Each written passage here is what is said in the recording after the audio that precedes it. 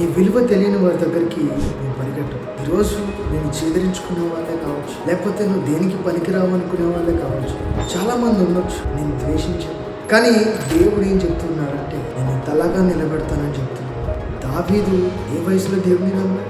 అతి చిన్న వయసులో నమ్మాడు. తన ముందున్నది చాలా పెద్ద సమస్య, గొలియాతును చంపాడు. కానీ దావీదు దేవుని ముందు పెట్టుకున్నాడు. అందరు నవ్వారు, కానీ తన విశ్వాసం తనని గెలిపించింది. ఒకసారి యోసేపుని కూడా జ్ఞాపకం చేసుకున్నాడు. యోసేపు తనకి దేవుడిచ్చిన దర్శనాన్ని చెప్పడానికి ప్రయత్నించాడు. వాళ్ళ సహోదరులే వెలివేసిన సంగతులు చూడొచ్చు.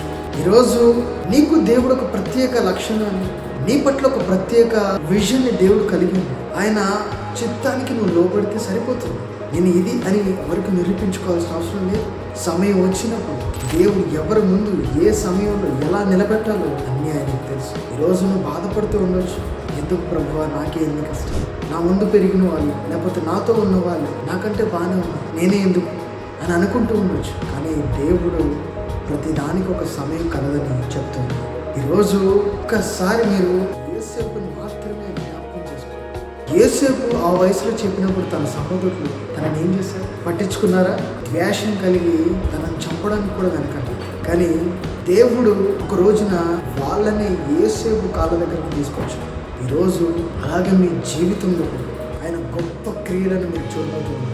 హల్లెలూయా. ఈ యొక్క వాక్యం, ఈ యొక్క లేఖనాలు మీ జీవితాల్లో నెరవేర్చబడింది. ఆమేన్. అందరికీ ప్రైజ్ ది లార్డ్.